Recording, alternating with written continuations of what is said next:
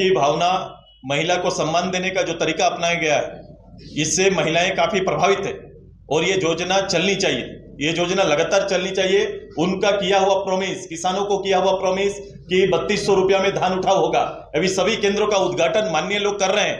ये सुनिश्चित करें कि वहां 3200 से। आज पार्टी मुख्यालय में आज पार्टी के पदाधिकारियों के, खासकर सेंट्रल केंद्रीय पदाधिकारियों की आज बैठक आहूत की गई है, जिसमें चुनाव के संदर्भ में और भावी रणनीति, आने वाले रोड मैप के संदर्भ में भी चर्चाएं अभी चल रही हैं।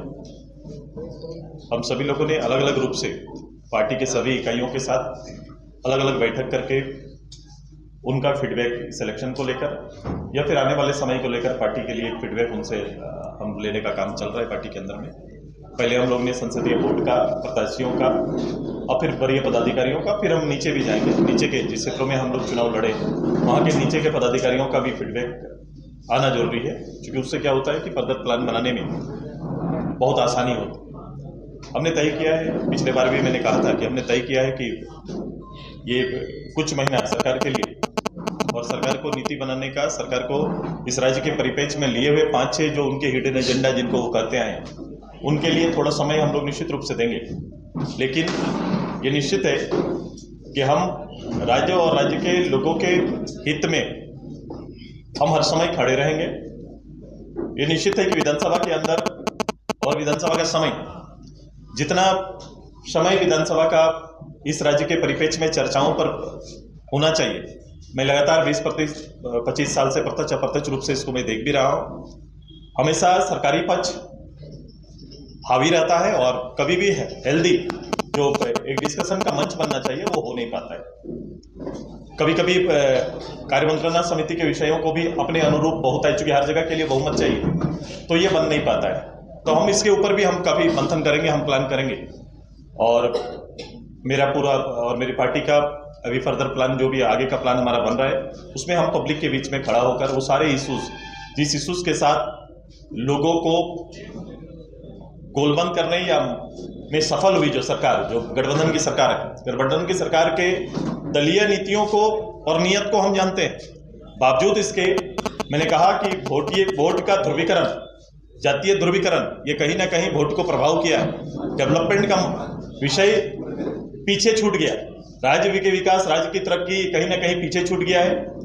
नौजवानों के साथ भी इसी तरह का एक वातावरण राज्य के अंदर आया और वो वातावरण कहीं ना कहीं उनके भविष्य को और भविष्य के साथ खिलवाड़ करने का काम किया। ये अभी तुरंत से इसको आप नहीं माप सकते हैं, लेकिन आने वाले समय, जैसे जैसे समय बीतेगा, आप देखेंगे कि एक घोर निराशा के दौर से जो राज्य गुजर रहा था, यहाँ के युवा गुजर रहे थे, वो आगे ये बढ़ेगा। मेरी कोशिश है और हमारी कोशिश रहेगी, एक राजनीतिक दल के रूप में, एक चिंतक के रूप में, एक राज्य के गठन का सिपाही के रूप में, हम ये सारे वातावरण को संग्रह करते हुए राज्य सरकार के ऊपर, राज्य की सरकार के ऊपर वो दबिश बनाने की हमारी पूरी कोशिश होगी कि जिस अवस्था को शो किया गया है, जिस अवस्था को बताया गया है, उस अवस्था में राज्य सरकार आज के दिन में अपनी नीतियों को ला पा रही है कि नहीं, नीतियों पर चल पा रही है कि नहीं। एक बेहतर प्रहरी के रूप में हम हमेशा पब्लिक के बीच में हमारी पार्टी खड़ी रहेगी। उसी संदर्भ में आज हमारी चर्चाएं चल रही है। ये चर्चा का दौर 2-3 क्रम पर चलेगा। मैं इसके बाद आज जिला तक का है, जिला के बाद मैं ब्लॉक में भी जाऊंगा और मेरा दौर और आगे ऐसा रहेगा कि बड़ा सहज बन के राज्य के लोगों को, समुदायों के बीच में हम जाने का मेरा कार्यक्रम है कि हम आएंगे। मैं अपना आने वाला कार्यक्रम भी आपको बताएंगे कि किस रूप से मैं पूरे प्रत्यक्ष रूप से पूरे झारखंड के 2400 जिला के अंदर जो राज्य के बहुमत देने वाले आम लोगों के बीच में हम जाएंगे, बैठेंगे, उनसे चर्चाएं करेंगे। ये प्रथम हमारा कार्यक्रम में भी सामने आएगा। हम पार्टी की ओर से, चूंकि एक दलीय दायित्व के रूप में ये कार्यक्रम हमारा अभी चल रहा है, शेष राज्य के घटना, जैसे जैसे राज्य और देश की घटनाओं के साथ एक दलीय प्रतिक्रिया और उसके पीछे लोगों की भावनाओं के साथ खड़ा होने का निश्चय हमारा है और हम रहेंगे उसके साथ। बोलिए। कोई पत्र वगैरह मिला है क्या? अभी तक इसकी सूचना अखबार में आई है और ये कोई बड़ा विषय नहीं है, खाली करना सरकार का नहीं है और पदेना ये दायित्व तो हमें या फिर रहने का दायित्व तो विधायक की हैसियत से था और वो हैसियत नहीं रहेंगे तो उसको छोड़ना पड़ता है। पहले भी आप विधायक नहीं थे। हाँ, उस समय सरकार ने कंडीशन लगा के उसका एक रास्ता निकाल के रहने के लिए अधिकृत किए थे, तो हाँ, अभी सरकार को है कि वो हमारा मंत्रिमंडल, मैंने देखा मंत्रिमंडल या मुख्यमंत्री परिषद का हिस्सा हो सकता है। तो इस बार सरकार कोई रास्ता नहीं खोज रही है, कट टू कट बात कर रही है। मेरे लिए ये कोई विषय नहीं है, मेरे लिए वो छत विषय नहीं है। ओबीसी वोटों का जो खासकर कहें कि आप लोग जिस जाति की नहीं कहेंगे, मतलब जहाँ प्रभुत्व है आप लोगों का, गोल्डी जाति है, वो भटकी, इसके कारण एनडीए का बड़ा नुकसान हुआ। ये मानते हैं आप? ये तो कभी कभी इसका सही आकलन हो नहीं पाता है, वो बिखराव सभी में हुआ है। मैंने कहा कुछ समुदाय विशेष का दुर्विकरण हुआ है और कुछ में बिखराव आया है। जब बिखराव आएगा तो कोई एक बड़ा समुदाय नहीं, ये अभी बता रहे थे हम लोग, ये आबादी बैकवर्ड ओबीसी की आबादी लगभग 50% के आसपास की है। तो ये कहीं ना कहीं वो उसमें अलग अलग जगह पर अलग अलग निर्णय, अलग अलग समुदाय अलग अलग क्षेत्र में अलग अलग रूप से अपनी राय देते हैं। संगठित रूप से इस प्रदेश के अंदर में जिस रूप से रहना चाहिए, जिस रूप से संगठन को एकत्रित करना चाहिए, बहुत लोग इसमें मेहनत कर रहे हैं, बहुत लोग काम कर रहे हैं। ये कोशिश जरूर रहेगी हर वर्ग ध्रुवीकरण का हिस्सा बने, ताकि कोई बिखराव ना हो और एक अच्छा उन पक्ष में, ओबीसी के पक्ष में, उनके हक के पक्ष में अच्छा निर्णय। ये आदिवासी वोटों ने आप लोगों से दरकिनारा क्यों किया? क्यों वो अलग हो गए? अधिकांश सीटों पर आपको वो नहीं मिल पाए जहाँ आदिवासी नहीं, ऐसा अभी कुछ समय से इसको आप देख सकते हैं, कुछ समय से देख सकते हैं। हमारे सहयोगी दल, चूंकि पार्लियामेंट हम उधर लड़े नहीं, तो पार्लियामेंट में भी इसकी झलकियां आपको मिली होंगी और असेंबली में भी कहीं ना कहीं जो 28 रिजर्व सीट है वहां उस संख्या जरूर कम आई, हम उस पर मंथन करेंगे। सुदेश जी, आप कह रहे हैं हम सड़कें सुनी नहीं होने देंगे ताकि सत्ता काबू में रहे, ठीक से चले। सत्ता करें, हम तो खुद विपक्ष में हैं। ये लोग PIL गैंग 75% रिजर्वेशन झारखंडियों का खत्म करा दिया निजी क्षेत्र में। मेरा पैसा 1,36,000 करोड़ रुपया नहीं दे रहे हैं। बोले इसकी लड़ाई सुदेश जी को लड़नी चाहिए। मैं निश्चित रूप से मैं रिजर्वेशन के पक्ष में हूँ, मैं सारना कोड के पक्ष में भी हूँ, मैं राज्य का कोई अंश केंद्र के हिस्से में है तो उसके पक्ष में भी मैं खड़ा हूँ। लेकिन इस सब पक्ष में ईमानदारी दिखनी चाहिए राजनीति में, क्योंकि ये सारे पक्षों पे उनकी राजनीति दिखती है, अंततः राजनीति झलकती है।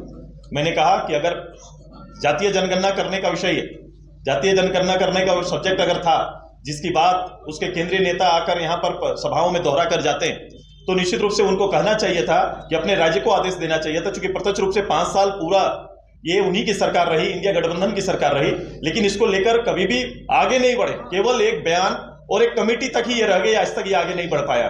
अभी भी पहला निर्णय वही आना चाहिए कि आप जातीय जनगणना प्रदेश के अंदर में कराइए, हम आपके साथ हैं। आपने विधानसभा के अंदर एक सदस्य के रूप में, मेरी पार्टी के नेता के रूप में भी आपने मुझे देखा था कि जब राज्य के इन तीनों एजेंडे पर, राज्य के हित के एजेंडे जब आते हैं तो सुदेश महतो पक्ष और विपक्ष नहीं देखता, सीधे खड़ा होकर उन विषयों को समर्थन देने का काम करता है। यही ईमानदारी उनको भी दिखानी चाहिए। आज जिन फंड की बात कर रहे हैं, फंड को थोड़ा क्लियर करना हो, जो भारत सरकार से मांगने का, मैं पहले भी कहा 5 साल तक ये मुख्यमंत्री के रूप में प्रधानमंत्री से इस इश्यू के साथ, नीति आयोग के साथ इस इश्यू के साथ, खुद मुख्यमंत्री को फ्रंट में आना, वित्त सचिव के साथ, चीफ सेक्रेटरी के साथ जाके कमेटी बात करे पहले कि किन किन हिस्सों में कहां वो छूट जा रहे हैं। अखबार से ये इसका समाधान नहीं निकलेगा, बैठकों से समाधान निकलेगा।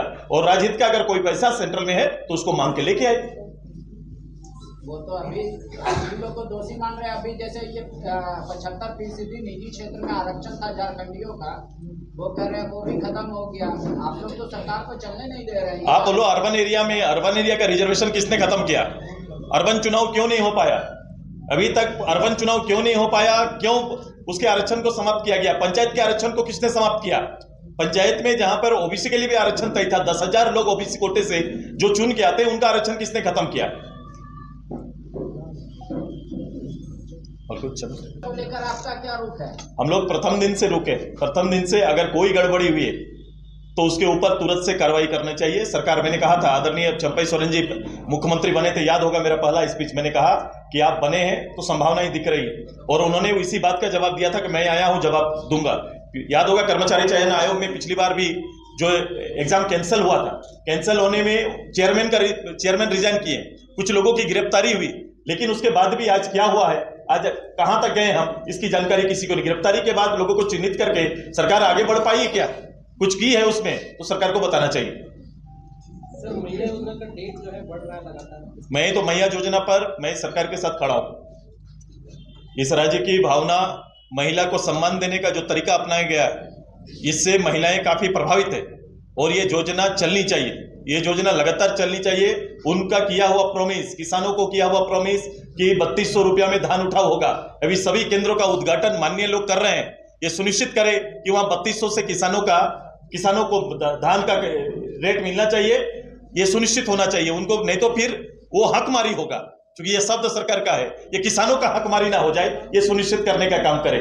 दूसरा, आपने जो कहा है अभी मैया योजना भी हकमारी ना हो जाए महिलाओं का, ये हम लोग देखने का काम करेंगे। उनको 2500 रुपया तुरंत से इसी दिसंबर से उनको लागू होना चाहिए। 2500 सरकार दे, हम इस योजना में सरकार के साथ खड़े कि वो तुरंत से इसको लागू करना चाहिए। मैंने पहले भी कहा था कि सरकार इसके बहाना निकालेंगी। मैं एक शक का कहां शुरू कर रहा हूं, एक प्रश्न खड़ा कर रहा हूं जो शायद सरकार इस बहाने से बाहर निकलने की कोशिश करेगी। कि सबसे पहले मैंने कहा था कि योजना को लेकर कोई बजट नहीं। आप इस बात को स्पष्ट मानते हैं कि इसको लेकर कोई सरकार ने पिछले 23-24 में कोई बजट नहीं रखा था। दूसरा, इस योजना को किन को दिया जाएगा, यह प्रावधान क्या होगा, उसका नियम क्या होगा, सरकार ने नहीं बनाए थे। इसीलिए तो सरकार बाद में नियम बना रही है। पहले पैसा भेजे हैं, फिर सरकार नियम बनाती है, फिर अभी कह रही है कि इनको मिल सकता है, इनको नहीं मिल सकता है। अगर ये नियत, तो फिर इस नियत को क्या कहा जाए? वोट को प्रभावित करने वाला दिया हुआ, ये उनका एक कार्यक्रम था, वोट के लिए कार्यक्रम था। क्योंकि उस समय सभी के खाते में चले गए। सरकार ऐसे कैसे कर सकती है? बिना नियम बनाए हुए लोगों के खाते में पैसा कैसे भेजती? अगर सरकार के संज्ञान में ये नहीं था, तो अगर किसी ने गुस्ताखी की है तो उसके खिलाफ में सरकार क्या कार्रवाई करने जा रही है क्या? यह जिम्मेदारी लेना पड़ेगा, और इस जिम्मेदारी मैं जानता हूं ये किसके लिए हुआ। और सरकार, मैं कह रहा हूं, जिस बात का मुझे डर है, मैया योजना में सरकार ही कहीं, और सरकार के लोग, सरकार ही लोगों को अदालत ना भेज दे, ऐसा शंकाएं हैं मेरी, ऐसा शक है मेरा कि भेज न दे और फिर कहे कि भाई अदालत का निर्णय ऐसा आ गया इसलिए मैं आगे नहीं कर सकता। ऐसा बहाना सरकार खोज सकती है, लेकिन अब बहाना नहीं, बल्कि सरकार के साथ हम खड़े हैं। सरकार हर हालत पे अपने किए हुए वायदे को पूरा करे, और जो वादा पूरा करेगी सरकार के साथ हम भी खड़ा है रहेंगे, उनको शाबाशी देने का काम हम लोग करेंगे। ये जो आप आशंका जाहिर कर रहे हैं कि सरकार खुद PIL करा देगी, कोर्ट का हवाला देके मैया, ये तो बड़े मुद्दों से पलायन का रास्ता खोजेगी। बिल्कुल, सरकार मुद्दों से पलायन का रास्ता इसी तरह से निकालती है और ऐसा खोज सकती है, और फिर ये दोष सामने विपक्ष को देंगे। इसलिए मैं पहले कह रहा हूं, क्रिएटिव इस तरह से हो सकता है, लोग इस तरह क्रिएट कर सकते हैं, ऐसे बहाने सरकार बनाने की आदी रही। 3200 नहीं मिल रहा है किसानों को, 2400 में धान। मैं वही बोल रहा हूं, 3200 केंद्रों में जाए किसान, झारखंड के लोगों, किसानों को, ये एक तो हकमारी होगा, महिलाओं का हकमारी होगा। सरकार को ये दोनों चीजों पर हकमारी नहीं करना चाहिए मुख्यमंत्री जी को। सरकार का तो कह रहा है कि हमने डेडलाइन नहीं दिया है 3200 के लिए, 5 साल। सरकार के मुखिया के भाषण को निकाल लीजिए, चुनाव से पहले के भाषण को आप बेहतर, हमारे पास तो रहता नहीं है, आपके पास उनके भाषण होंगे रिजर्व, उन भाषणों को निकालिए। क्या दिसंबर में हम 2500 देंगे महिलाओं को? नहीं कहा था सरकार ने? कहा है कि नहीं? कहिए, आप उसको निकाल लीजिए। किसानों को मैं ये दूंगा, तो कब देंगे? पिछले बार भी यही 25 लाख नौकरी का ही हर्ष हुआ है, फिर से कुछ नौकरी का वादा करके आए हैं। ये नौकरी का क्रम कब से प्रारंभ होगा, ये भी सरकार को बताना चाहिए। लेकिन सुदेश जी, सरकार एक ही लाइन में आपके सारे बात को खारिज कर देती है, बोले जनता का दोबारा पुनः आशीर्वाद प्राप्त करके आए हैं और प्रचंड बहुमत से आए हैं। मैं जनता के प्राप्त आशीर्वाद पर तो धन्यवाद देता हूं कि आपको आशीर्वाद प्राप्त हुआ, लेकिन आपके आशीर्वाद आपके भाषण पर निहित हैं। आपने जो आश्वासन और भाषण दिया है, उन्हीं को सरकार, उसी विषय को सरकार ने, लोगों ने आशीर्वाद दिया है। सरकार का ये काम का आशीर्वाद मिला है। बिल्कुल, काम, भाषण ही काम का बोल रहे हैं। जो घोषणा पत्र या जो घोषणाएं आपकी है, वही आपका आधार है, उसी आधार को आशीर्वाद मिला है।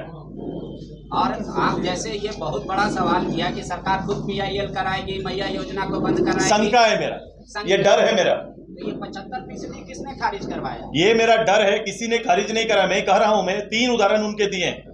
सरकार को हक है, मैंने कहा इसी विधानसभा में अपने रिजर्वेशन देने का हक सरकार को है, जातीय जनगणना कराने का सरकार को है। सरकार आगे आए और निर्णय ले। तो सरकार तो कह रही है कि PIL का आप लोग चलाते हैं।